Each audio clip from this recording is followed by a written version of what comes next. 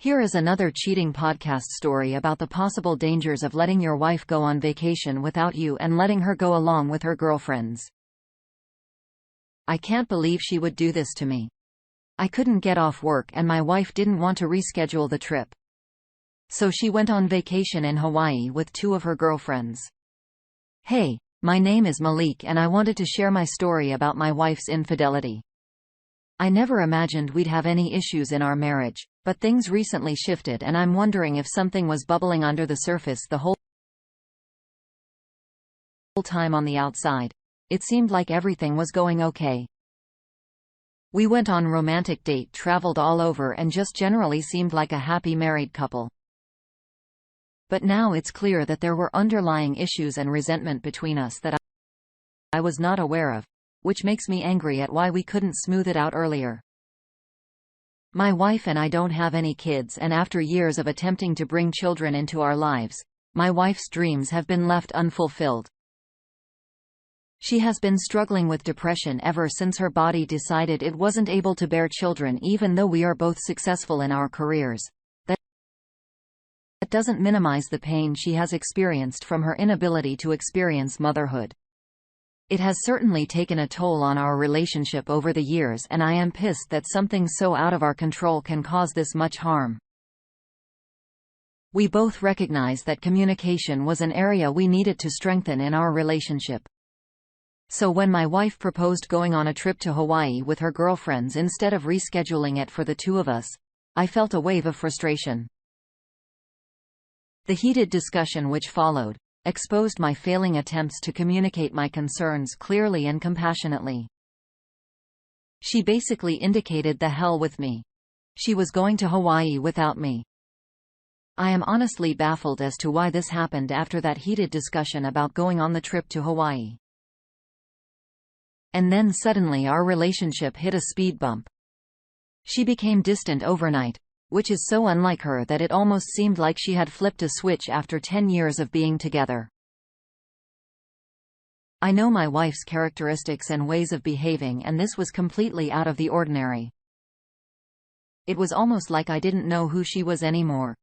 As the days leading up to her departure ticked away, her behavior continued to change drastically, becoming more distant and aloof. She couldn't put down her phone for a moment, choosing instead to fill her time FaceTiming with her friends as they joked about all the aspects of the new nightlife they were going to experience soon. I felt frustrated and angry that she was seemingly so eager to leave. What was I supposed to do while she partied thousands of miles away?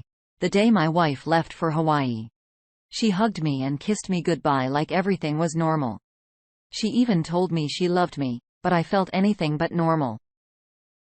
I was angry about how her attitude was up until she left. But I didn't say anything or confront her about my feelings. I just let her go and have her fun. When she finally arrived in Hawaii, I was filled with an array of emotions, frustration and anger. Instead of getting off the plane and calling me right away to tell me she made it safely, my wife decided to wait and do her own thing. She thought that she didn't value our relationship enough to let me know. Immediately crossed my mind several times as I spent the entire day searching for updates on her flight status to top that off. My wife was going for 4 days without calling or texting. When my wife got back from Hawaii, she was a different person. When she walked in the door, she didn't hug me but she kissed me on the cheek. I was like, what the hell? Fast forward a week. Nothing has changed. But I noticed one night that my wife went to use the bathroom and she grabbed her phone and took it in the bathroom with her. 1 month goes by and we haven't been intimate at all. Now, I am suspicious and think something happened in Hawaii. Well, fast forward another week and my suspicions were confirmed. One of my girlfriend's boyfriends overheard a conversation about my wife hooking up with 2 guys in Hawaii, and my wife bragged to her girlfriends that she was also sleeping with someone here locally. Her boyfriend reached out to me over Facebook Messenger and told me not to say anything. And when I heard that, I was devastated. My wife was on a job when I found out she had cheated on me and was probably still cheating here with someone. I was crying after I found out. I wiped away my tears and tried to think what my next steps were going to be. I thought about confronting her, but she would probably deny it. After all, this guy told me he overheard a conversation that my wife cheated. I felt so much rage. I thought about beating her, but I couldn't. I had to get some type of proof. I called a few private investigators. They were just too expensive for my budget. So I called a really good friend and told them what happened and what I just found out. He said, "Why don't you set up cameras in the house? 2 in your bedroom, the living room and the kitchen, and 1 covering the entrance." He said they need to be small enough to where they are not noticeable. I went out and bought some cameras before my wife came home. My friend came over to help me install the cameras in my home. My friend suggested I tell my wife that I was leaving on a work trip for a few days for some more on-the-job training. Within 2 days, I was at his house pretending I was gone on a work trip. Well, I was able to monitor the cameras and she went out a couple of nights. Then one night, she came home with the man. They walked in. She was holding his hands. They started kissing in the living room. Made their way up to the bedroom and she was intimate with this man in our bed. I lost it. I was ready to run out the door. But my friend stopped me. My friend says, "No, we can't do it like this." After I calm down, he gives me the number of a well-known attorney in the area. So the next morning I monitor the cameras to see when my wife left for work. When she left for work, I went over to the house and gathered the footage. Once I gathered all of the footage, I called a lawyer that my friend recommended and made an appointment for the next day. My wife still thinks I am going for my work trip. She sends me a text out of the blue asking how the training is going. But I never responded. The next day I met with the attorney and he basically told me that since I have proof of my wife's infidelity, it pretty much voids her from getting any kind of alimony. After meeting with the attorney, I monitored the cameras at the house and saw that my wife came home, packed an overnight bag, it seems, and left. I called my friend right away and told him what I saw. He said not to worry about that and concentrate on this divorce, and he was right at this point. That was my main concern. I later called the attorney and had him file for divorce on the grounds of adultery.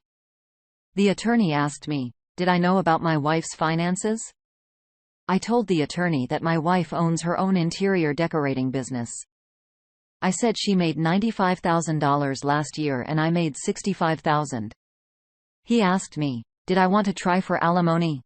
I declined, but I did tell him I want as much of that house we own as I can get. The house we own has about $400,000 in equity in it. That's what I wanted. I didn't care about alimony. Give me the house and she can go to hell. Fast forward 2 days. My lawyer told me he filed for divorce on my behalf.